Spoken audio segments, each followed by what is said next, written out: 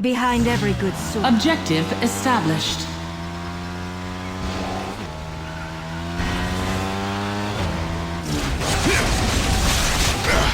I'm bleeding out. Not on your life.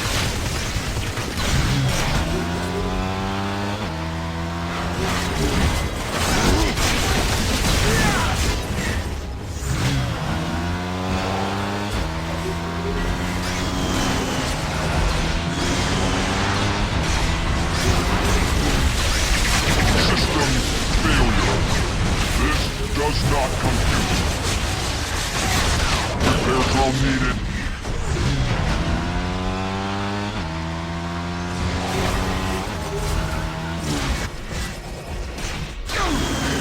Adapting to neutralize target.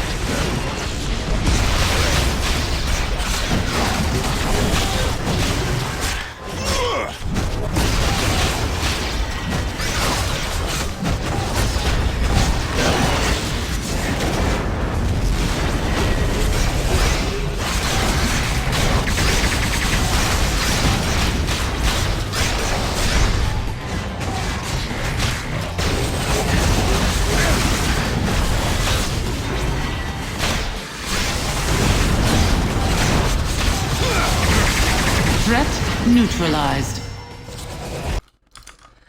So let's talk about Trainyard. Now, the obvious thing about this, some of the people love to farm affinity points here, is that tested precision. Enemies take 50% less damage from area powers and 50% more damage from non-area powers. That's going to change the way you play on a lot of heroes, because those area tagged abilities are just going to kill your time. So to help with that, I've gone ahead and this is more or less a pretty standard hybrid blade setup that gives you lots of signature damage. But I made two changes here. Instead of Party Crasher, I'm using Stake Through the Heart. Instead of Global Bit, I'm using Unleash Glow. And that's because these two skills have area tags, and the counterparts I'm using, but they do not. So even though normally these two skills are a bit weaker than their counterparts, I'm still using them anyway, because they don't have that area tag, so they're stronger in this case, much stronger. Now, the general tip that I highly recommend is, because that last boss is really difficult and hits pretty hard, is that you want to team up who is sort of a different damage range than you are. As Blade, who's mostly melee because you have to get close to use a lot of these skills, I'm using a range team up in Clear. Clear and Doctor Strange in general are just pretty solid anyway, because they give you that shield and that buff also. So it's good utility, although if you want to use somebody like Coulson, I don't see a reason why that wouldn't work. And if you're ranged, you probably want to use somebody like Jessica Jones, for example, that is just going to go in there and just be a melee teamer. Now the reason for that is, when the boss goes ahead to attack one of you, you don't want to be in a situation where it's hitting both of you, because it hits really, really hard. So imagine that like you're both in melee range, because you both have a melee teamer, or you're both standing far away because you're using a range team up and you're all ranged yourself. Is it going to make a difference if the boss targets you or your team up, in this case? I mean, though it's not, because it's going to hit both of you in this situation. So you want to be, instead, have different ranges. Now, if the boss is attacking me, it's only going at melee range, and then it goes after Clear, it's going at range, like far away from where I'm standing, and I'm not getting hit. That's the really important thing, is that you want your team up to be there to take a lot of heat and damage off of you. So allow me to demonstrate. Alright, so here I am, right by the boss. Comes down. And if I go ahead and position Clear over there, for example, and goes to attack Clear, notice I'm not getting hit. I can even stay here and just attack him freely. And it's better than, like, say, if I Jessica Jones, where we would both be getting torched right now. Now, let me go ahead and walk you through everything that I'm doing. I'm going to go slowly, That way you can sort of follow along and I can explain like my tactics and thought processes throughout the whole thing. So the first thing is you use your travel power, because this is too far to dash. And this first part with the elites is just target identification, knowing which ones to go after and just doing it quickly.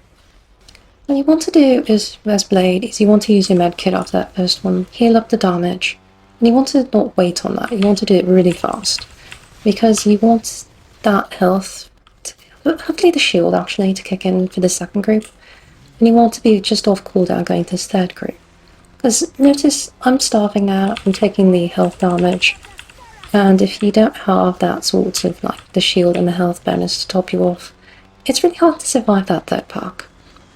These regular sentinels are very RNG.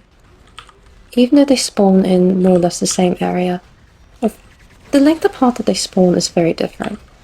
Ideally, you can hit 3 of them like that, your signature. In that video I did, I got the 128. I only hit 2, so it's not a huge deal if you don't get all 3, but 3 is sort of the ideal. So, past this, guys, if you're playing like hero who has a flying travel power, you can just cut this corner, fly over here, and just go over to the Mega Sentinel. You don't have to take this bridge and go like all the way around. Similarly, if you have a skill that you can use to, like say, jump off of ledges or through thin walls, you can use that, but the landing area here is a little bit narrow. It's not as large as it looks, like this sort of tanker car, whatever, is chunkier than you think. Also, it's possible to land a little too close to this train car and get stuck on it, which means that you'd have to use your power again to get through. And if you do that, you're going to lose some time. But that's an option too if you want to try cut corners. Now for this sentinel, you don't need to be polite, you don't need to wait for it to land, you can damage it as it's landing. So don't wait, just go. Now for the second one is just a matter of using the serum, which also helps you to survive its attacks, and just trying to kill it as fast as possible. Serum buff does help there a lot. Now, chances are you're going to get some drops that are rather decent from those 2 sentinels. The thing is that, unless you're taking like several minutes to get through this, all of this stuff is going to sit on the ground for a while. It'll stay there for several minutes. Chances are you can kill this last boss before it goes away, so you don't have to collect it immediately. You can just kill the boss, then pick it up. Now for this, I do like to use the glaive and the toxin gauntlet, get the dots down on it. And then from there, as you notice how much damage that signature did, all I'm trying to do is just hopefully not die, but also just buy time to get the signature up. And the way we do that is with this talent right here, is that every time you use a cooldown power, it reduces the cooldown of your signature, and that's all I needed. I just needed my second signature. I didn't really have to hurt the boss very much at all. So that's why in that video you see me kind of being a little frantic, is I'm just throwing skills as soon as I get them. Because everything you do, even the dashes for example, the stakes, that, because these are all cooldown powers. Even the serum, by the way, affects it, so you can use the serum like about 1 second before this comes on cooldown. Lowers this, and this is what matters. This is how you kill that sentinel very quickly. Anyway, like I demonstrated, my drops are still here. I can go back and pick them up. The experience orbs are still here also, it's not a big deal. And that's more or less like how you do it as Blade. You get to reap your rewards also. Even got an infinity point out. Yay me. But I know there's lots of people out there who are watching this and thinking that they don't really want to play Blade, they don't like him, and that's totally fair. His mechanics are just definitely not for everybody. But what sort of like tips can you possibly use if you don't want to play Blade? And I can go ahead and show you those as well. I'm going to go ahead and do a run with Psylocke to sort of show how you can sort of apply most of those things to other heroes, even if they're not ideal for Trainyard. Something of note here is that summoners, especially, are pretty good for this because summons are not very attacked. So you're going to see that's going to help me out a bit here.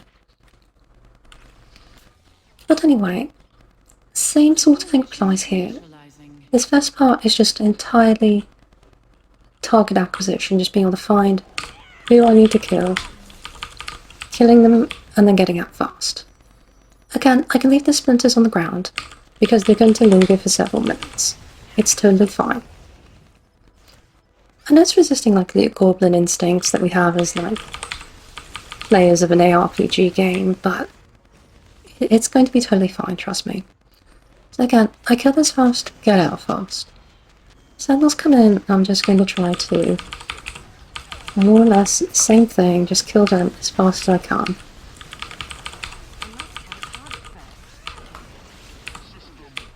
And yeah, I get through that.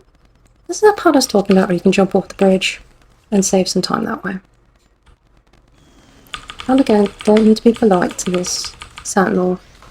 You can just hit him as he's coming in for the landing. You can see, like, he is taking damage. Even though I was doing that. So, again, first sentinel dead.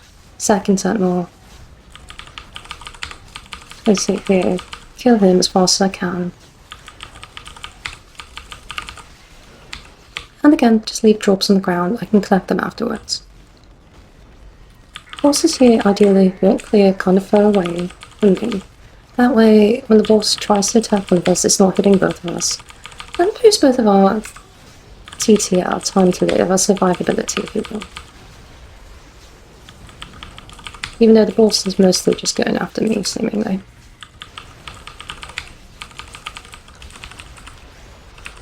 Anyway, we get to about the 2/3 mark, that's when all of the purifier ads start spawning in. That's usually when I like to use my ultimate on most of these characters that have an ultimate worth using. Not everybody does, keep in mind. But it helps speed up this sort of like later part of it that's a lot more dangerous. Because the boss by itself is hard enough. The boss plus all of these like little minions coming in swarming you is a lot harder. And there you go. Went ahead, killed it, got a pretty respectable time overall. This would be, I think, looks like 9th place. Barely. Obviously not as fast as Blade, but I mean, not too bad. You don't necessarily have to be playing like a top 2 hero to get like to do okay. Have fun with this and all. And again, my drops are all there, the splinters aren't going anywhere, I can pick up those items, I even got the experience orbs out of it. I can even take the time to collect all this. And again, just going to run over there, pick up my splinters and sort of wrap things up, just to show that it's okay. So anyway, as I'm running back here, I do hope that this sort of like helps you out a little bit. There are some general like little tips you can do, some sneaky little things. You may have to adjust your character build a little bit, which is totally fine. I mean, there's nothing wrong with that. But it's just some little things maybe that can help you just to sort of eke out those extra few seconds. Anyway, do hope that you do well on the leaderboard. Remember, even if you come in last place, you still get some merit out of it, both in Epic and Cosmic, so it's definitely worth doing.